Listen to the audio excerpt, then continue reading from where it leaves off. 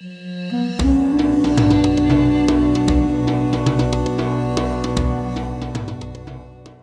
afternoon and welcome to this week's edition of Halftime Talk. It's an absolute pleasure to have what seems like an annual catch-up with Dr. Anas Alhajji, Managing Partner, Energy Outlook Advisors, sitting in a very green and beautiful part of Texas. Welcome, Dr. Anas. Good evening to you. Good evening. Where should we kick off? I mean, I think there's only one place. My question to you, kicking off at least, as we've seen the neighborhood heat up in recent days in multiple ways, the Middle East, that is. From an oil markets perspective, looking as far the far distance of Texas, has the conflict in Gaza moved into a regional one? And so from an oil markets point of view, this sort of contagion, this attempt to contain this conflict has now passed, and we are now looking at, from an energy markets point of view, at a regional conflict, and one has to adjust one's assessment and portfolio accordingly. Your thoughts on that? The first fact of life here is that the Red Sea has become the most significant area in the world. 2 years ago, when Russia invaded Ukraine, and then the sanctions were imposed on Russia. Now Russia wants to market its oil because it cannot send it to Europe, so they started sending oil through the Red Sea. So the amount of Russian oil going through the Red Sea since the Russian invasion of Ukraine increased substantially. And I'm talking about like multifold increase from a few 100,000 barrels a day to millions, probably about 1.7 million barrels a day. So you have the Russian crude. What about U.S. oil? U.S. oil also coming. I am going to go through the process because there is a process here. So we have the Russian crude going through the Red Sea. Now Europe is short oil. Now the Gulf states have to compensate. So they have to reroute some oil from Asia that's been displaced by the Russian oil to go to Europe. So we have more oil going north. At the same time, they needed gas. So now we have Qatar and Oman rerouting some of the shipments to Europe. So we have more LNG going through the Red Sea than before. At the same time, with the increase in US oil production, we've seen some shipments going through the Suez Canal and the Red Sea. Then we have the drought in Central America that lowered traffic in the Panama Canal, and we have more ships rerouted to the Suez Canal and the Red Sea. So the area in terms of shipments became extremely significant. Add to that the other developments in the market. China, as we all know, that has become the center for anything related to green energy, whether you want to talk about solar, wind, or any processing of batteries and electric vehicles. And not too long ago, they started exporting those vehicles to the rest of the world, especially to Europe. And most of that is going through the Red Sea. So whether you want to talk about the old traditional energy sources or the new climate change required materials, etc., everything required for climate change, it's all going through the Red Sea. So it became the hottest area in the world, regardless of the conflict in the region. But it strikes me that the events of the last few days about the Red Sea has the disruptions at the Red Sea have obviously escalated progressively over weeks. But I'm wondering, is the events of the killing of 3 U.S. soldiers in Jordan over the weekend a much more consequential event geopolitically? Because, of course, in America, that puts a lot greater pressure on the presidents, the optics on managing the Middle East starts to become a much greater political issue, an election issue. How does that play out and intersect with some of the choices that might be made going forward, do you think? Generally speaking, we do have a long history and evidence to show that once oil prices reach a certain limit, then the military and the administration become wary of the impact on oil prices. And most of even if you look at the possible targets for retaliation, they are far away from any oil facilities. They are far away from the waterways. So whatever the consequences of it in the coming days is not going to have an impact on the oil market. Yes, there will be some knee-jerk reaction when markets open in Asia one morning because of the news overnight, but that won't last. So they will shy away. Everything's being blamed on the Iranian-backed Houthis, the Iranian-backed I don't know what in Syria and Jordan. It seems that is very much part of the American vernacular. Lindsey Graham and all of his buddies in the Republican Party. Does this not mount up? Is it mounting up to something that the American appetite? We have really, I mean, if you really look at various aspects of it, we have the deep state and we have the mouthpieces. The mouthpieces do not count, period. This is not a big issue. This is an election year. We are going to hear a lot of rhetoric, but the deep state basically is going to work toward kind of a planned, measured retaliation, whatever that is. That does not mean a full success. We have many failures in history, but when it comes to the impact on the oil market, there are so many targets that are very far away from any oil facilities and far away from the waterways, especially when you talk about Syria and Iraq. So are we seeing then still the relative containment of this, the epicenter being Israel's assault on Gaza, but the Red Sea peace, these skirmishes in Syria, Jordan, Iraq, it's still from a New York or London, Wall Street, wherever you want to put the financial markets, trading these global markets, that they're still considering this a contained, manageable event and not a catastrophic sort of one in which everything becomes threatened. 2 points here. It is very clear that for the Saudis and their allies, they don't want to make oil a political football in an election year. That's really a clear kind of Saudi policy that they want to isolate oil from politics, especially in an election year. At the same time, for the administration, they don't want to make it a big issue for the election, especially when it comes to gasoline prices.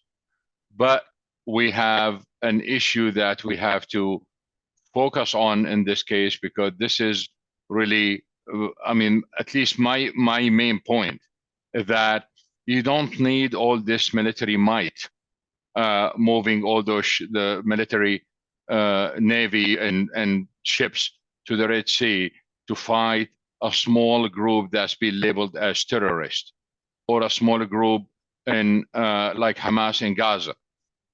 This just not justify all of this. It is very clear, at least from my point of view, that there is a new world order when it comes to the control of the main waterways, especially when it comes to China and Russia. We have more traffic for China and Russia in the Red Sea than any other place in the world when you compare to the materials and other things that's being moved.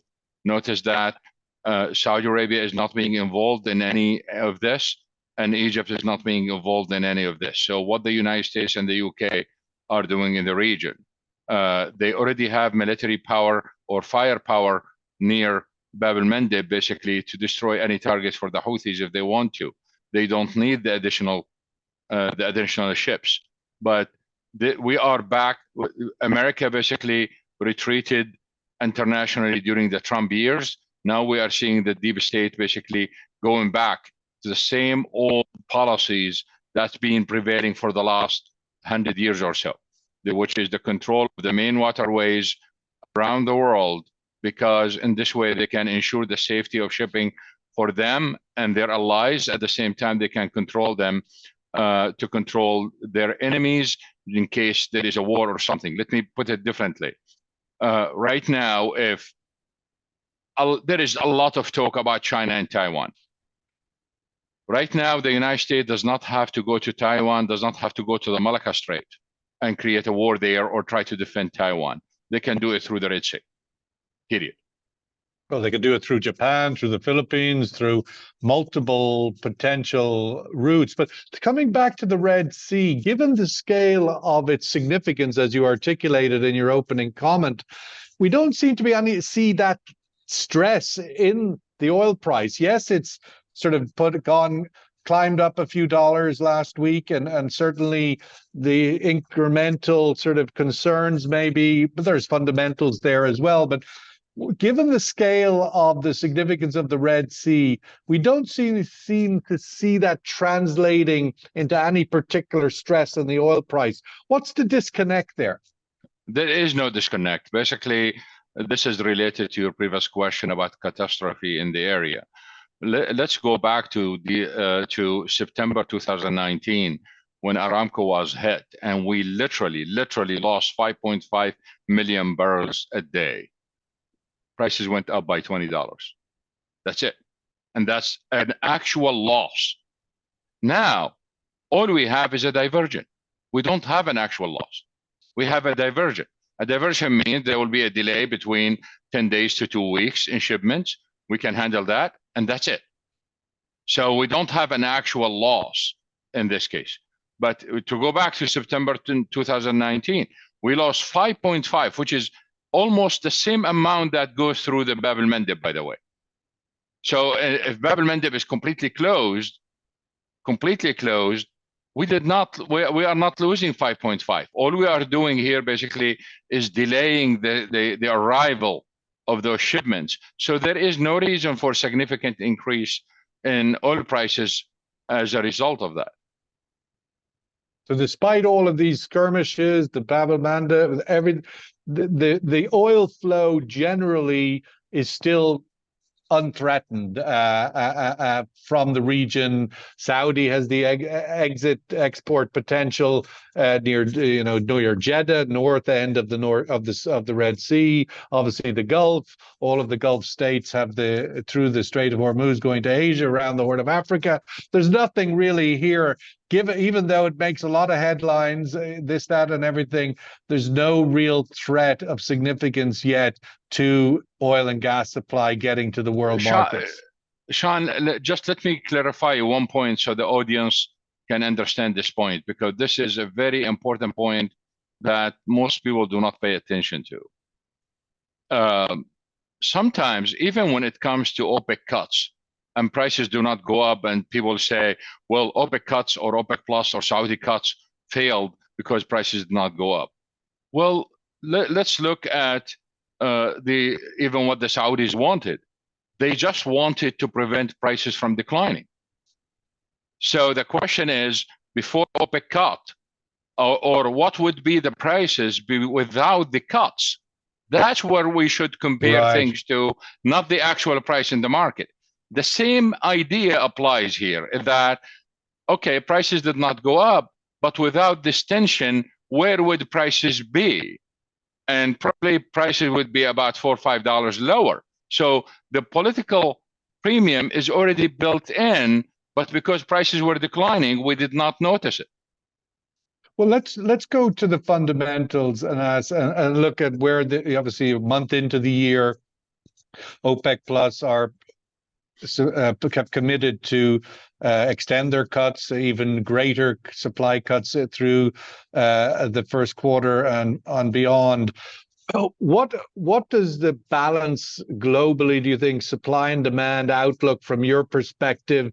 China's still looking decent, even though it's not quite bionic anymore. American economy looks more bionic than anything else, up 3% in the fourth quarter. Generally, what's your outlook for the year ahead in terms of the supply demand fundamentals? 2022 was a historic year by any standard. 2023 wasn't historic, but it has two characteristics. 2023 was the year of records, where too many records in the energy industry being broken. And at the same time, it was the year where all forecasts, including ours, failed. When it comes to 2024, relative to 22 and 23, It is Just going to to be reverse back before you go into 24. 22 was a historic year for what reason? 2022 was a historic year because we have the Russian invasion, the expectation that we will lose 2 to 5 million barrels a day. We have the massive use of the SPR for the first time in history. We have a reaction from OPEC Plus that we never seen before. So there were too many new, kind of changes happened in 2022 that we never seen before. So that makes it historic year, and we have a couple of articles for those who wants to go back and look at all the details of those historic events. They are on our Substack. The same thing for 2023. So 2023 we broke several records, probably like a dozen records in the energy industry, and forecasts failed. There was not a single forecast that basically was correct for the whole year. Even our forecast, which was one of the best in the industry, basically worked perfectly for the first 3 quarters, and then the fourth quarter just blew up.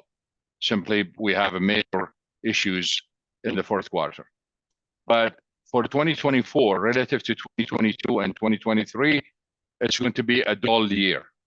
Although we have some major events to pay attention to, aside from what's happening right now in the Red Sea, we have the US elections and we have the Venezuelan elections. At the same time, the growth from non-OPEC is large enough to compensate for all the growth in demand. We are going to literally, the global oil demand in 2024 is going to be the highest ever. But we are going to have an increase from outside OPEC to meet it. And therefore, we believe, and this is based on our outlook, we believe that Saudi Arabia, Russia, and their allies within OPEC Plus have no choice but to extend the voluntary cut either to June or to the end of the year. So just to go back to that point, the 2024 will be the largest global oil demand growth in history? No. No. The oil demand will reach the highest level. Oh, oil total, yes. Okay. Total oil demand will be the highest ever in 2024. But it seems that Saudi Arabia and its allies have no choice but to extend the cut. Now, there were rumors by some analysts that Saudis might resort to a price war because others are not abiding by their quota, etc. We have the republished a conclusion of research we've done before on the conditions for the price war, because we studied every single price war and we found out that there are similarities in all of them that existed before the price war. So there are certain conditions that need to exist, and they don't exist now.